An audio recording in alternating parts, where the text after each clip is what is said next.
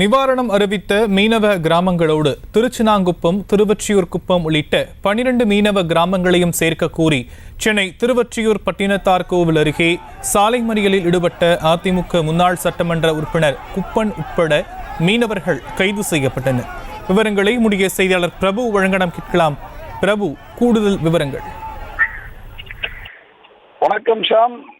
சென்னை பட்டினத்தார் கோவில் அருகே 4 மணி நேரமாக நடைபெற்று வந்த சாலை மறியல் பேச்சுவார்த்தையில் உடன்பாடு எட்டப்படாததால் இந்த சாலை மறியலில் ஈடுபட்டவர்கள் கைது செய்யப்பட்டிருக்கிறார்கள். அதாவது சென்னை திருவொற்றியூர் பகுதியை சேர்ந்த மீனவ கிராமங்களான திருச்சினாங்குப்பம், திருவொற்றியூர் குப்பம், நல்ல தண்ணீர் ஓடை குப்பம், பலகைத்துட்டி குப்பம் என 12 மீனவ கிராமங்களை சேர்ந்த மீனவர்கள் திருவொற்றியூர் பட்டினத்தார் கோவில் அருகே சாலை மறியலில் ஈடுபட்டு வந்தனர்.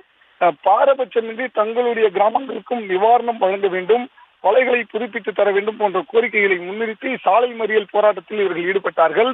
இவர்களிடம் வருவாய்த்துறை அதிகாரி, மீன்வளத்துறை அதிகாரி என பலரும் பேச்சுவார்த்தையில் ஈடுபட்டும் கூட பேச்சுவார்த்தையில் உடன்பாடு எட்டப்படாததால் மீனவர்களை தொடர்ந்து அதிமுக முன்னாள் சட்டமன்ற உறுப்பினர் குப்பன் தலைமையில் சாலை மறியல் போராட்டத்தில் காலை 7:30 மணி முதலே போராட்டத்தில் ஈடுபட்டு வந்தனர். இதனையடுத்து 4 மணி நேரத்திற்கும் மேலாக நடைபெற்று வந்த இந்த சாலை மறியலானது போலீசார் பேச்சுவார்த்தைக்கு உடன்படாத காரணத்தினாலே அதிமுக முன்னாள் சட்டமன்ற உறுப்பினர் குப்பன் உட்பட 500 மீனவர்களை போலீசார் கைது செய்து அருகாமையில் இருக்கக்கூடிய தனியார் திருமண மண்டபத்தில் அடைத்திருக்கிறார்கள். செய்திகளை உடனுக்குடனும் துல்லியமாகவும் தெரிந்து கொள்ள சப்ஸ்கிரைப் பண்ணுங்க.